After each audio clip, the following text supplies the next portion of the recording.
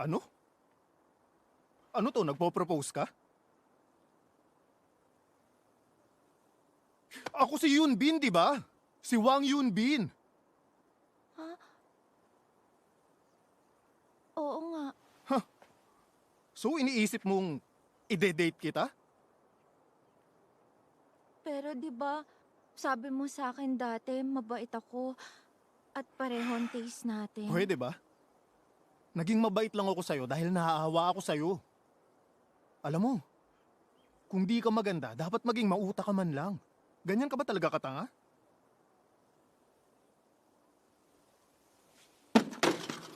Kung may time ka para gawin yan, manalamin ka nga muna.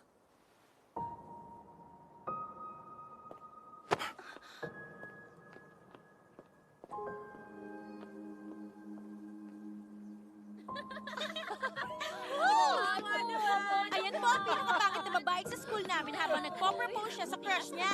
Ang galing-galing niya, di ba? Palakpakan! Pakinggan natin sa kanya kung ano bang pakiramdam ng mabasted. Sige, pakinggan natin!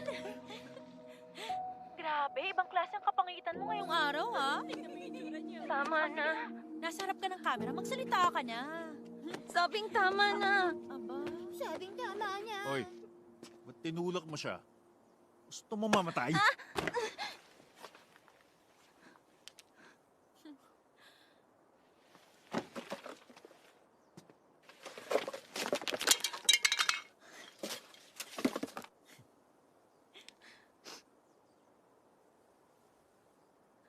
Bakit ba?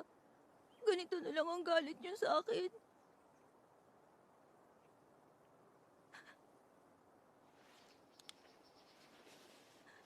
Ano bang kasalanan ko? Wala naman ako nagawang pagkakamali sa inyo, di ba?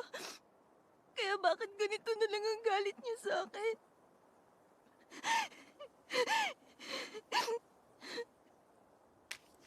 Hoy. Anong gusto mong sabihin ko? Kasi pangit ka. Ba't mo siya hinawakan? Ay, oo nga! Alok ko! Huwag mo kuwakan ha. Huwag ka mangahawa ng kapangitan. Ah, ganun? Halika nga. Alam mo ba yung nakahawa yan? Talaga? Pagbagsak niya? Ang tapang niya ko. Oo, saan siya pupunta? Sige, Saan pupunta?